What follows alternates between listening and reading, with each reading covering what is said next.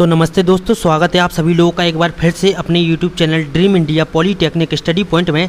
आज के video lecture में हम आपको 50 MCQ टाइप क्वेश्चन पढ़ाएंगे पावर प्लांट इंजीनियरिंग के, ठीक। और आज की वीडियो लेक्चर आपका तीसरा वीडियो लेक्चर है। अगर आपने इसके पहले के 2 वीडियो लेक्चर ना देखे हों तो वीडियो की डिस्क्रिप्शन में आपको लिंक दी गई है, आप वहाँ पर जाकर देख सकते हैं। और देखिए, आज से आपका जो कि है वो लेसन 3 स्टार्ट हो चुका है, ठीक। लेसन 3 का आपका नाम क्या है? हाइड्रो इलेक्ट्रिक प्लांट, ठीक। और जिसको भी हाइड्रो इलेक्ट्रिक प्लांट डिटेल से पढ़ना है तो वो पावर प्लांट की जो हमने आपको नोट्स बनवाए हैं आप वहाँ पर जाकर पढ़ सकते हैं, उसकी भी लिंक आपको डिस्क्रिप्शन में आपको दी गई है, ठीक है। और देखिए, इसके पहले वाली वीडियो लेक्चर में एनर्जी कंजर्वेशन के 3rd वीडियो लेक्चर में हमने आपसे कहा था कि जो भी 50 नंबर के क्वेश्चन का आंसर देगा उसका नाम अगले वीडियो लेक्चर में लिया जाएगा। तो देखिए, जिन्होंने भी एनर्जी कंजर्वेशन के 3rd वीडियो लेक्चर में आपने 50वें नंबर का क्वेश्चन का आंसर दिया है तो उनके नाम ये रहे। जिसने आप 50वें नंबर के क्वेश्चन का आंसर दिया है उनके नाम है, सबसे पहले जवाब दिया था नीरज कुमार ने, उसके बाद दिया है अभिषेक वर्मा, आज़ाद, नीरज पांडे, ज्योति कुमारी और गोकुल कुमार। तो 660 व्यू में से केवल 6 बच्चों ने क्वेश्चन का आंसर दिया है। आपका क्वेश्चन था कि I²R लॉसेस होते हैं और उसका सही आंसर क्या था? कॉपर लॉसेस, ठीक है। कॉपर लॉसेस उसका सही आंसर था एनर्जी कंजर्वेशन की 3rd वीडियो लेक्चर का। तो अगर आपने वो वीडियो लेक्चर ना देखा हो तो वीडियो की डिस्क्रिप्शन में उसकी लिंक दी गई है, ठीक है। तो देखिए, आज के वीडियो लेक्चर में आपसे एक महत्वपूर्ण बात करनी है कि पावर प्लांट इंजीनियरिंग का, ठीक, पावर प्लांट इंजीनियरिंग जो आपका सब्जेक्ट है इसकी पूरे सब्जेक्ट की केवल एक वीडियो लेक्चर बनाने की हम सोच रहे हैं। तो आप में से अगर 20 कमेंट भी कमेंट बॉक्स में आते हैं वीडियो लेक्चर बनाने के लिए तो संडे या मंडे तक आपको वो वीडियो लेक्चर दे दिया जाएगा। पावर प्लांट इंजीनियरिंग सब्जेक्ट का पूरा आपका जितना भी सिलेबस है वो एक वीडियो लेक्चर में कवर किया जाएगा। पूरा पावर प्लांट इंजीनियरिंग का सिलेबस आपकी एक वीडियो लेक्चर में कवर किया जाएगा। तो जो भी ये वीडियो लेक्चर चाहते हैं तो वो कमेंट बॉक्स में ज़रूर से बताएँ, वो वीडियो लेक्चर ज़रूर से लाया जाएगा। तो चलिए आज का वीडियो लेक्चर शुरू करते हैं। तो देखिए, ये रहा पहला क्वेश्चन आपकी स्क्रीन पर कि जब विद्युत उत्पादन संयंत्रों का जीवन काल अवधि कितनी होती है? जल विद्युत उत्पादन संयंत्रों की जीवन काल अवधि कितनी होती है? मतलब आपकी जो हाइड्रो पावर प्लांट है उनका जीवन कितना होता है? 25 से 30 वर्ष, 100 से 125 वर्ष, 75 से 100 या 50 से 80। तो आपका इसका सही आंसर क्या है? 100 से 125 वर्ष आपकी हाइड्रो पावर प्लांट की जो कि है वो लाइफ होती है। इसके बाद आता है दूसरे नंबर का क्वेश्चन कि बांध के पीछे जमा जल को क्या कहते हैं? बांध के पीछे आपके जो डैम है हाइड्रो पावर प्लांट में, डैम के पीछे जो जल आपका इकट्ठा होता है उस जल को हम क्या कहते हैं? टेलरेस, हेडरेस, अतपल्ब मार्ग या इनमें से कोई नहीं। तो आपका इसका सही आंसर क्या है? हेडरेस। इसका सही आंसर क्या है? हेडरेस। जो आपके जल आपका डैम है, डैम के पीछे जो आपका जल इकट्ठा होता है उसको हम कहते हैं हेडरेस। और देखिए, जिसको भी हाइड्रो पावर प्लांट एकदम डिटेल से पढ़ना है तो पावर प्लांट आपके जो सब्जेक्ट हमने पढ़ाया है उसमें आपकी वीडियो की लिंक मिल जाएगी या वीडियो के डिस्क्रिप्शन में भी आपको उसकी लिंक मिल जाएगी। तो आप वहाँ पर जाके लेक्चर में हाइड्रो पावर प्लांट डिटेल से पढ़ सकते हैं। तीसरे नंबर का क्वेश्चन आपका आता है कि जल विद्युत शक्ति संयंत्र में हाइड्रो पावर प्लांट में बाल्ब हाउस से टरबाइन तक पानी ले जाने वाला भाग कौन सा है? पेन स्टॉक, जलाशय, दोनों या इनमें से कोई नहीं। तो आपका इसका सही आंसर क्या है? Penstock. आपका जो पेन स्टॉक होता है वो आपकी बाल्ब हाउस से टरबाइन तक पानी ले जाने वाला भाग है, ठीक है। चौथा आपका आता है कि टरबाइन की गति किसके द्वारा नियंत्रित की जाती है? टरबाइन की गति किसके द्वारा कंट्रोल की जाती है? तो आपके ऑप्शन है बाल्ब हाउस, गवर्नर, प्रत्यावर्तक या पावर हाउस। तो देखिए, इसका सही आंसर क्या है? गवर्नर। हमने आपको इसके पहले जो 2 वीडियो लेक्चर पढ़ाए गए हैं उन दोनों में ये क्वेश्चन पूछा गया है। तो आपका मोस्ट इंपॉर्टेंट क्वेश्चन है कि टरबाइन की गति को कंट्रोल करने वाला भाग कौन सा है? आपका गवर्नर। इसको हम हिंदी में कहते हैं क्या? कंट्रोलर। ये इंग्लिश में हम कहते हैं कंट्रोलर और हिंदी में हम कहेंगे इसको नियंत्रक, ठीक। नियंत्रक, गवर्नर और कंट्रोलर तीनों एक ही चीज़ है, ठीक है। इसके बाद आपका आता है 5वां क्वेश्चन कि सभी देशों में विद्युत ऊर्जा का लगभग कितने प्रतिशत भाग जल शक्ति संयंत्र से प्राप्त होता है? सभी देशों में विद्युत ऊर्जा का कितने प्रतिशत भाग जल शक्ति संयंत्र से प्राप्त होता है? आपके ऑप्शन है 45%, 35%, 75% या 25%। तो इसका सही आंसर है आपका 25% जो कि भाग है वो विद्युत ऊर्जा का जल शक्ति जो आपका हाइड्रो पावर प्लांट है इससे प्राप्त होता है, जल शक्ति से। 6वें नंबर का क्वेश्चन आपका आता है कि कौन कौन सी नदी संयंत्र में पानी को इकट्ठा नहीं किया जाता है? कौन से नदी संयंत्र में पानी को इकट्ठा नहीं किया जाता है? अपवाह नदी संयंत्र, तालाब रहित। अपवाह नदी संयंत्र तालाब सहित। आपका सी ऑप्शन है भंडारण जलाशय संयंत्र, और इनमें से कोई नहीं। तो देखिए जो आपका अपवाह नदी संयंत्र है इसमें क्या होता है, आपके नदी संयंत्र में पानी को इकट्ठा नहीं किया जाता है।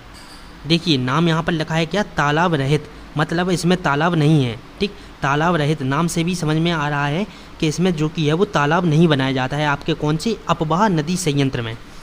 इसके बाद आता है आपका 7वें नंबर का क्वेश्चन कि जिस संयंत्र में जलधारा की क्षमता को कई महीने के लिए बढ़ा सकते हैं, जिस संयंत्र में हम जलधारा की क्षमता को कई महीनों तक के लिए बढ़ा सकते हैं उसको कौन सा संयंत्र कहते हैं?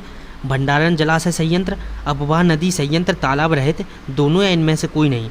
तो देखिए आपका जो भंडारण जलाशय संयंत्र होता है इसमें हम जो जलधारा की क्षमता है वो उसको कई महीनों तक बढ़ा सकते हैं। ठीक है, तो इसका सही आंसर क्या होगा?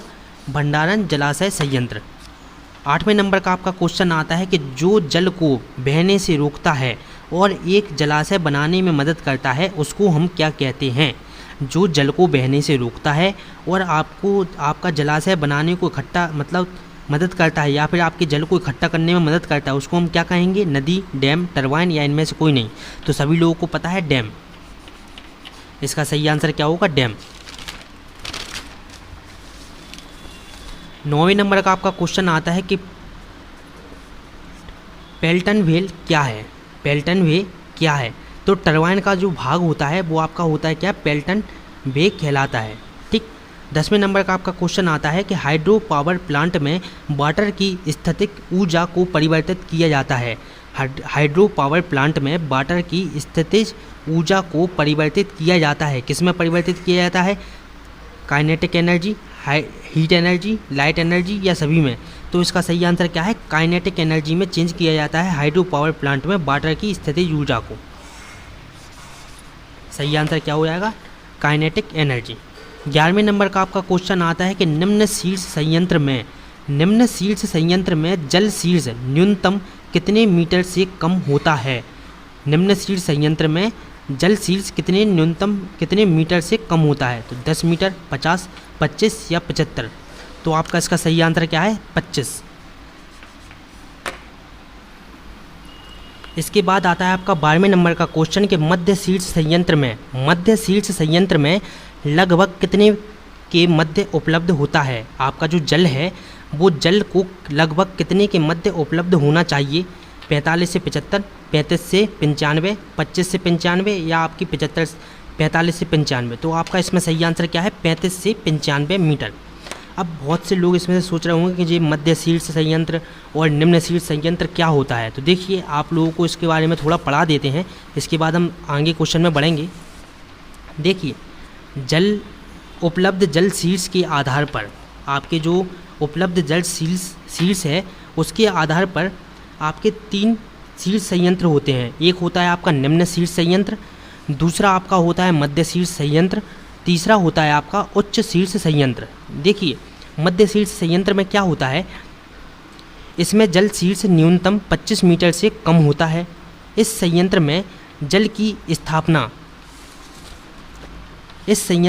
की स्थापना में नदी पर बांध बनाकर पानी को रोकता है तो अतिरिक्त जल का प्रवाह होता है। बांध के ऊपर से निकल जाता है, जो आपका पानी होता है वो बांध के ऊपर से जो कि है वो निकल जाता है। इसको हम क्या कहते हैं? निम्न शीर्ष संयंत्र। ठीक है, बी आपका आता है दूसरा कि मध्य शीर्ष संयंत्र क्या होता है। देखिए मध्य शीर्ष संयंत्र को आपको समझा देते हैं कि इसमें जल को लगभग 35 से 95 मीटर के मध्य उपलब्ध होना चाहिए। जो आपका मध्य शीर्ष संयंत्र है इसमें आपका जल 35 से 95 मीटर के मध्य उपलब्ध होना आवश्यक है। इस संयंत्र में जल को संग्रह करने में या इकट्ठा करने में 4 वॉय के उपलब्ध होते हैं। ठीक, 4 वॉय उपलब्ध होते हैं। जल संयंत्र के स्थान से टरबाइन तक जल का प्रवाह पेनस्टॉक से होता है। आपका जो देखिए जल संग्रह है, ठीक, उस स्थान से आपकी टरबाइन तक आपका जल का प्रवाह किसके माध्यम से होता है? पेनस्टॉक के माध्यम से होता है। ये आपका क्वेश्चन हम पूछ चुके हैं पहले। ठीक है, सी आपका आता है क्या, उच्च शीर्ष संयंत्र। देखिए उच्च शीर्ष संयंत्र में क्या होता है, उच्च शीर्ष संयंत्र में जल की मात्रा न्यूनतम 100 मीटर से ज़्यादा होती है। इस संयंत्र में जल का संग्रह बांध, डैम से में सुरंग, टनल द्वारा पानी बहाकर टंकी तथा टंकी तक पहुंचाया जाता है। यह यहाँ से जल पेनस्टॉक से होकर शक्ति पर या आपकी जो पावर प्लांट है उस पर आपका क्या है पहुंच जाता है या टरबाइन पर पहुंच जाता है। ठीक है, देखिए आपको इन तीनों टॉपिक को इसलिए समझाया गया है क्योंकि बहुत से बच्चे ऐसे हैं जिन्होंने अभी कुछ भी नहीं पढ़ा है तो उनकी समझ में कुछ भी नहीं आता, इसलिए इन तीनों के बारे में आपको थोड़ा बता दिया है। ठीक, जो भी देखिए इंपॉर्टेंट टॉपिक हैं तो उनके बारे में आपको डिटेल से बताया जाएगा। ठीक, तो बिल्कुल भी परेशान होने की ज़रूरत नहीं है किसी को भी। 13वें नंबर का आपका क्वेश्चन आता है कि लो हेड हाइड्रो प्लांट में कौन सा टरबाइन उपयोग किया जाता है। इसमें आपके ऑप्शन है पेल्टन वे, फ्रेक्सिस, कपलान या सभी। ठीक, कपलान। ठीक, तो आपका इसका सही आंसर क्या होगा, कपलान। लो हेड हाइड्रो पावर प्लांट में, लो हेड हाइड्रो प्लांट में कौन सा टरबाइन यूज किया जाता है, आपका कपलान यूज किया जाता है। देखिए अब 90% लोगों को कपलान नहीं पता होगा कपलान होता क्या है। देखिए तो आप लोगों को बता दें कपलान क्या होता है। आविष्कारक के नाम के आधार पर आपकी टरबाइन है, जो वाटर टरबाइन है, उसको 3 भागों में बांटा जाता है। किसके आधार पर, आविष्कारक के नाम के आधार पर आपकी टरबाइन को 3 भागों में बांटा जाता है। ठीक है, तो वो 3 नाम कौन कौन से हैं आपके। पहला आपका होता है पेल्टन वेल या इसको हम क्या कह सकते हैं, टरबाइन। ठीक, आपका दूसरा होता है फ्रेक्सिस टरबाइन, तीसरा होता है आपका कपलान टरबाइन। ठीक है, तो देखिए इसके बाद आता है हमारा 14वें नंबर का क्वेश्चन के उच्च शीर्ष संयंत्र में जल की मात्रा न्यूनतम कितने मीटर से ज़्यादा होती है। आपके जो उच्च शीर्ष संयंत्र होते हैं उनमें आपकी जल की मात्रा न्यूनतम कितने मीटर से ज़्यादा होती है, 50 मीटर, 45 मीटर, 100 मीटर या 75 मीटर। तो आपका इसमें सही आंसर क्या है, 45 मीटर। देखिए जो भी इंपॉर्टेंट टॉपिक है हम वो आपको डिटेल से समझाएंगे। ठीक है, बिल्कुल भी परेशान किसी को भी होने की ज़रूरत नहीं है। 15वें नंबर का आपका क्वेश्चन आता है कि वह मशीन जो जल की उपलब्ध ऊर्जा को यांत्रिक ऊर्जा में परिवर्तित करती है, वह मशीन जो जल की उपलब्ध ऊर्जा को यांत्रिक ऊर्जा में परिवर्तित करती है, उसको हम क्या कहेंगे, डैम, नदी, वाटर टरबाइन या सभी। तो इसका आपका आंसर क्या आएगा, तो इसका सही आंसर क्या है, वाटर टरबाइन। ठीक, आपकी जल की उपलब्ध मात्रा को आपकी यांत्रिक ऊर्जा में परिवर्तित करती है क्या, वाटर टरबाइन। इसके बाद आता है 16वें नंबर का क्वेश्चन के वह टरबाइन जो जल सॉफ्ट के समांतर तथा निम्न शीर्ष पर कार्य करती है, उसको हम क्या कहते हैं, पेल्टन वे, फ्रेक्सिस और कपलान। अब आप लोग इस चीज़ में कंफ्यूज नहीं होंगे कि ये आपके क्या हैं। तो आपकी जो वाटर टरबाइन होती है उसी के ये 3 प्रकार हैं, 3 प्रकार की आपकी जो कि है वाटर टरबाइन होती है। ठीक है, तो इसका सही आंसर क्या है, आपका कपलान। ठीक, वह टरबाइन जो जल शीर्ष के समांतर तथा निम्न शीर्ष पर कार्य करती है। दोनों क्वेश्चन आपके एक ही थे। ठीक, थोड़ा घुमा के पूछ दिया गया 16वें नंबर में। 17वें नंबर का आपका क्वेश्चन आता है कि कौन सी टरबाइन 4 मीटर से 24 मीटर तक जल शीर्ष पर कार्य करती है। आपकी निम्न में से कौन सी टरबाइन है जो आपकी 4 मीटर से 24 मीटर तक जल शीर्ष पर कार्य करती है। तो आपका इसमें सही आंसर क्या है, कपलान टरबाइन। इसके बाद आपका आता है 18वें नंबर का क्वेश्चन कि वह जल की मात्रा उच्च शीर्ष होती है, जहाँ जल की मात्रा उच्च शीर्ष होती है वहाँ किसका उपयोग करते हैं। तो देखिए इसका आपका सही आंसर क्या है, पेल्टन वेल। ठीक है, इसके बाद आता है आपका 19 नंबर का क्वेश्चन। 19 नंबर के क्वेश्चन में आपसे पूछा है कि निम्न में से पेल्टन वेल का भाग है, निम्न में से पेल्टन वेल का भाग है कौन सा, nozzle, casing, braking jet, runner या बकेट। ठीक, ये सभी आपके क्या है, पेल्टन वे के आपके भाग हैं या पार्ट हैं। ठीक, 20वें नंबर का आपका क्वेश्चन आता है कि जेट के पानी का प्रवाह बकेट पर कराने के लिए किसका यूज किया जाता है। जेट के पानी का प्रवाह बकेट पर कराने के लिए किसका यूज किया जाता है। आपके इसके ऑप्शन है केसिंग, नोजल, रनर या इनमें से कोई नहीं।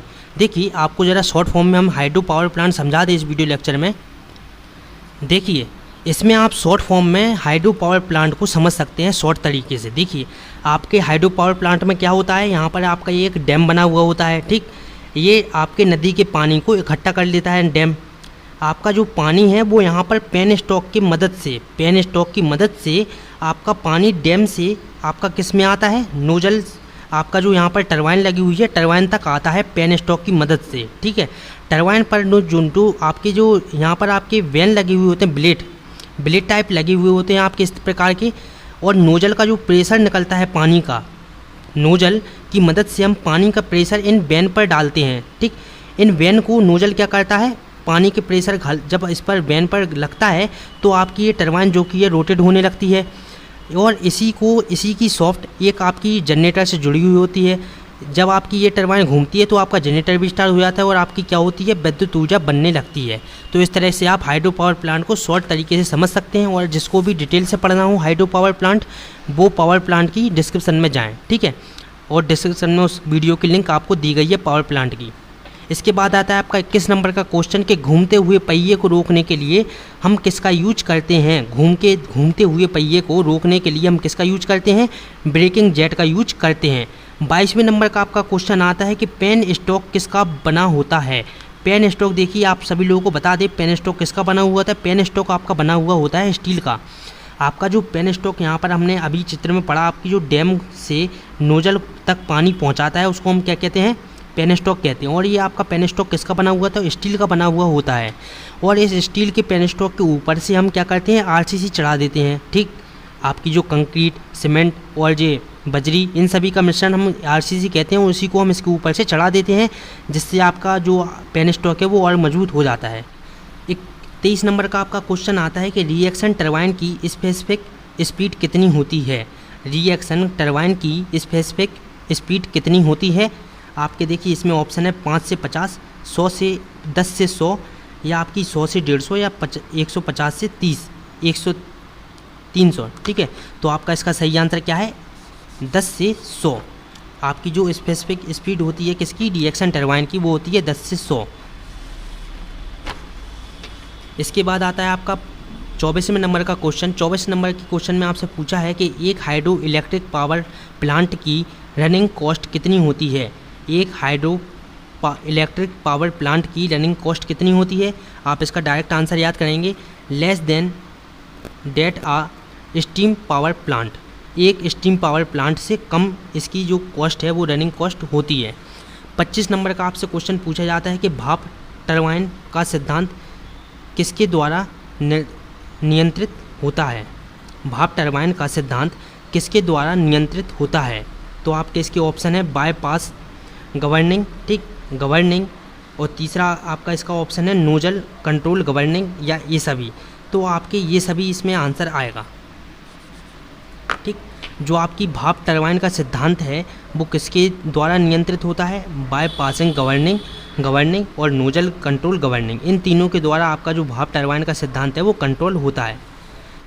इसके बाद आपका 26 नंबर का क्वेश्चन आता है कि एक जल विद्युत संयंत्र में एक आवेग टरबाइन है।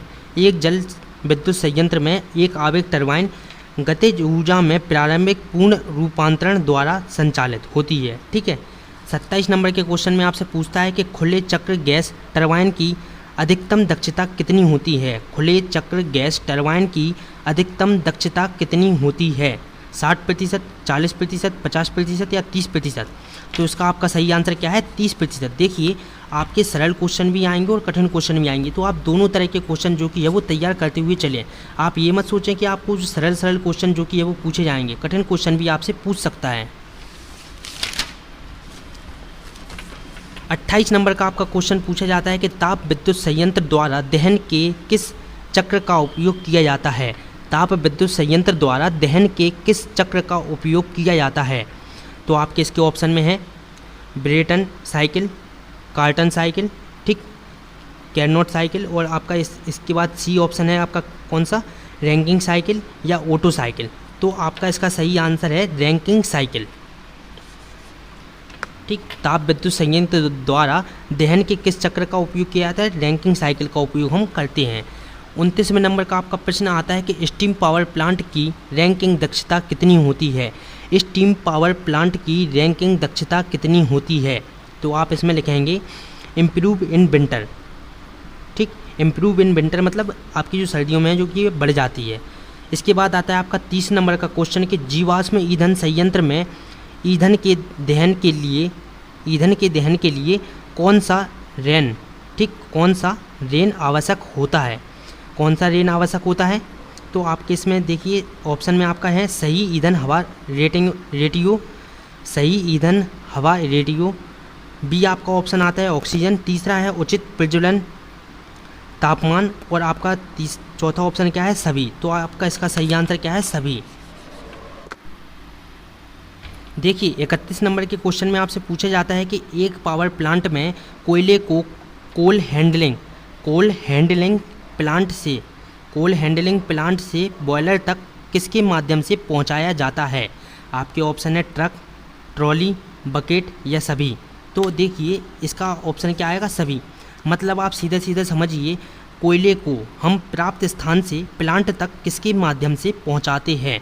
कोयले को हम प्लांट जहां पर हमारा उत्पन्न हुआ है, ठीक, उत्पन्न के स्थान से प्लांट तक किसके माध्यम से पहुंचाते हैं? तो ट्रक के माध्यम से भी पहुंचाते हैं, ट्रॉली के माध्यम से भी और बकेट के माध्यम से भी पहुंचाते हैं।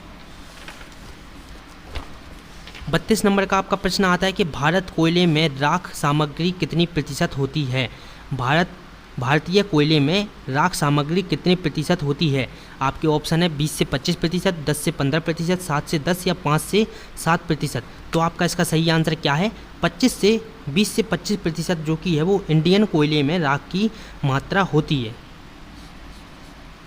33 नंबर का आपका क्वेश्चन पूछा जाता है कि ईंधन सेल में कौन सी ऊर्जा विद्युत ऊर्जा में परिवर्तित होती है? ईंधन सेल में कौन सी ऊर्जा विद्युत ऊर्जा में परिवर्तित होती है? हीट, केमिकल, साउंड या मैकेनिकल। तो आपका इसका सही आंसर क्या है? साउंड।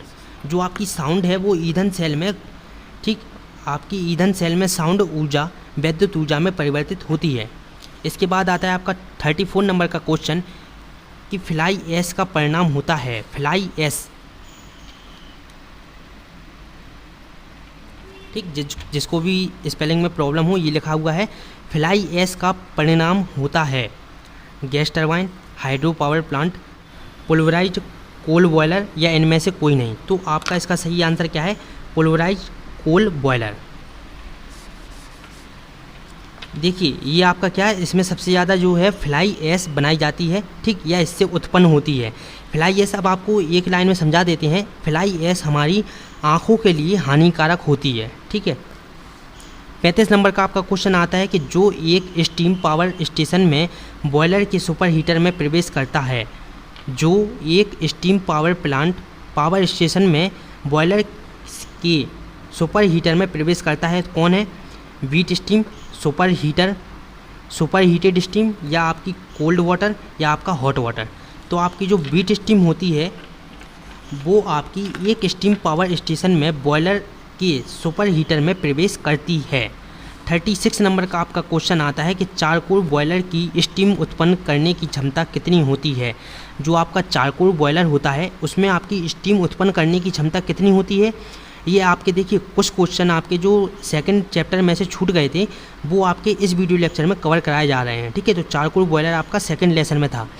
चारकोल बॉयलर में स्टीम उत्पन्न करने की क्षमता कितनी होती है? 100 से 3000 किलोग्राम प्रति हावर। 100 से 3000 किलोग्राम प्रति हावर। 37 नंबर का आपका क्वेश्चन आता है कि लेमोंट बॉयलर की भाप उत्पन्न करने की क्षमता प्रति घंटा लगभग है।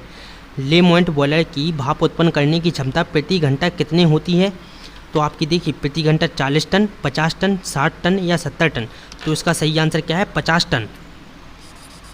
जो आपका लेमोंट बॉयलर होता है उसकी स्टीम उत्पन्न करने की क्षमता होती है 50 टन प्रति घंटा। 38 नंबर का आपका क्वेश्चन आता है कि स्टिलिंग बॉयलर की भाप उत्पन्न करने की क्षमता कितनी होती है? स्टिलिंग बॉयलर में आपकी भाप उत्पन्न करने की क्षमता होती है कितनी? आपके ऑप्शन है 10,000 किलोग्राम प्रति हावर, 20,000 किलोग्राम प्रति हावर, 50,000 या 70,000। तो देखिए इसमें आपका सही आंसर क्या है? 50,000 किलोग्राम प्रति हावर। 39 नंबर का आपका क्वेश्चन आता है कि वह व्यवस्था जो ईंधन को प्राप्त स्थान से फर्नेस में पहुंचाए उसे क्या कहते हैं? वह व्यवस्था जो ईंधन को प्राप्त स्थान से फर्नेस तक पहुंचाए, मतलब आपका जहां से ईंधन प्राप्त हो रहा है, कोयला आपका जहां से निकाला जा रहा है, वहां से आपकी फर्नेस तक पहुंचाए, उसको हम क्या कहते हैं? Fuel handling system. इसको अच्छे से याद कर लीजिएगा, ठीक है। 40 नंबर का आपका प्रश्न आता है कि संयंत्र में सुरक्षापूर्वक ईंधन को रखना क्या कहलाता है।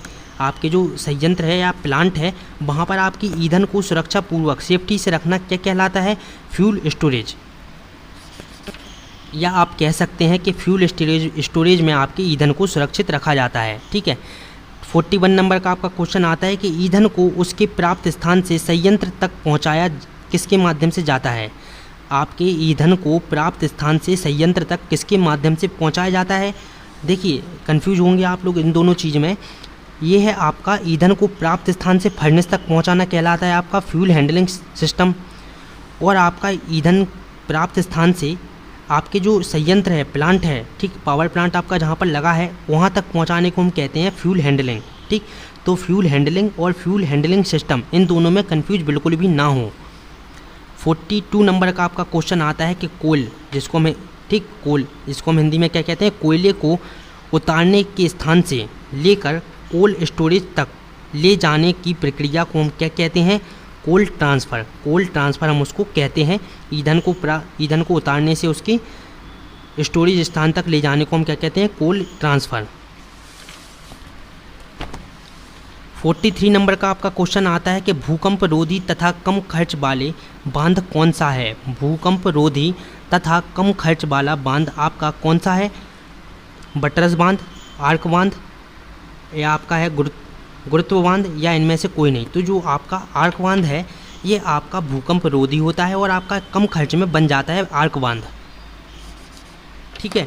इसके बाद आता है आपका 44 नंबर का क्वेश्चन कि जहाँ कोई भी बांध नहीं बनाया जा सकता है। देखिए जहाँ पर कोई बांध नहीं बनाया जा सकता इसका मतलब क्या है, बटरस बांध, आर्क बांध, गुरुत्व बांध, ये सभी बांध जहाँ पर नहीं बनाए जा सकते हैं उस बांध को हम क्या कहते हैं, वहाँ पर कौन सा बांध बनाया जाता है। ठीक, अर्थफिल बांध, अर्थफिल डैम, इसको अच्छे से याद कर लें, कहीं पर नोट कर लें। अर्थफिल डैम इसको हम कहते हैं क्या, अर्थफिल डैम। जहाँ पर कोई भी बांध नहीं बनाया जा सकता है वहाँ पर आपका अर्थफिल डैम बनाया जा सकता है। ठीक है। 45 नंबर का क्वेश्चन आता है कि कौन सी टरबाइन जल उच्च शीर्ष पर कार्य करती है। कौन सी टरबाइन जल उच्च शीर्ष पर काम करती है, आपकी है इम्पल्स टरबाइन, आवेग टरबाइन। ठीक है। 46 नंबर के क्वेश्चन हम पढ़ते हैं। देखिए जो भी यहाँ तक वीडियो को देख रहा है और वीडियो जहाँ तक आपको समझ में आ रहा है वीडियो लेक्चर, तो वीडियो को अभी लाइक करें सभी लोग मिलकर। ठीक है। मध्य बार निम्न शीर्ष पर कार्य करती है आपकी कौन सी, रिएक्शन टरबाइन, प्रतिक्रिया टरबाइन आपकी करती है मध्य एवं निम्न शीर्ष पर कार्य करती है आपकी रिएक्शन टरबाइन।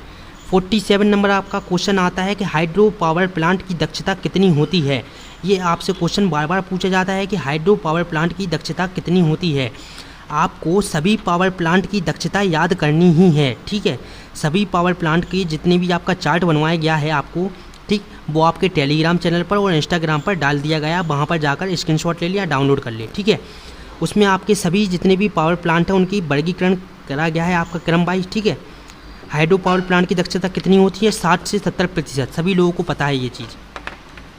48 नंबर का क्वेश्चन आता है कि जिसमें भाप उत्पन्न होती है वो कौन सा टरबाइन होती है। आपकी जिसमें भाप उत्पन्न की जाती है उस टरबाइन को हम क्या कहते हैं, impulse turbine, impulse reaction turbine. आपका तीसरा आता है रिएक्शन टरबाइन, या इनमें से कोई नहीं। तो आपका इसका आंसर है impulse reaction turbine. Impulse reaction turbine में आपकी भाप उत्पन्न होती है। ठीक है। 49 नंबर का क्वेश्चन आता है आपका मोस्ट इम्पॉर्टेंट कि इकोनोमाइजर का प्रयोग किसके लिए किया जाता है। इकोनोमाइजर का उपयोग हम किसके लिए करते हैं, हीट एयर, ठीक, heat air, heat feed water, या आपका हीट फ्लू गैसेस, या इन सभी में। तो आपका जो इसका सही आंसर क्या है, हीट फीड वाटर में। आप हीट फीड वाटर में किसका उपयोग करते हैं, इकोनोमाइजर का उपयोग हम करते हैं। इसके बाद आता है आपका निम्न में 50वें नंबर का क्वेश्चन कि इसमें पूछा गया है कि निम्न में से किसकी परिधि पर घूमने वाले वैन लगाए जाते हैं। निम्न में से किसकी परिधि पर घूमने वाले वैन लगाए जाते हैं। इसके आपके ऑप्शन है penstock, source of water, आपका तीसरा है कि रनर, और आपका चौथा है क्या, नोजल। तो देखिए इसका आंसर आप लोगों को बताना है कि निम्न में से किसकी परिधि पर वैन लगाए जाते हैं। ठीक है। तो देखिए आज के वीडियो लेक्चर में हमने 50 MCQ टाइप क्वेश्चन पढ़े पावर प्लांट इंजीनियरिंग के। तो सभी लोग एक बार इस वीडियो को साथ में मिलकर एक बार सभी लोग लाइक कर दें और अपने दोस्तों के साथ शेयर जरूर से करें। देखिए, आप सभी लोगों के सपोर्ट की वजह से और आप सभी लोगों के प्यार की वजह से हमारे चैनल पर जल्दी ही बन के सब्सक्राइबर कंप्लीट होने वाले हैं। एक या दो दिन में आपके बन के सब्सक्राइबर चैनल के कंप्लीट हो जाएंगे। ठीक है, तो आप सभी लोग इसी तरह से अपना सपोर्ट बनाए रखें और तो ज़्यादा से ज़्यादा लोग कोशिश करें आंसर देने की 50वें नंबर के क्वेश्चन की। और जो भी टॉप 10 जल्दी से 50 नंबर का क्वेश्चन का आंसर सबसे पहले देंगे, 10 लोगों का नाम अगले वीडियो लेक्चर में बोला जाएगा। तो चलिए मिलते हैं अब अगले वीडियो लेक्चर में। नमस्ते। अगर वीडियो अच्छी लगी हो तो लाइक, कमेंट और अपने दोस्तों के साथ शेयर करें और चैनल को सब्सक्राइब करना ना भूलें। चैनल को ज़रूर से सब्सक्राइब करें सभी लोग।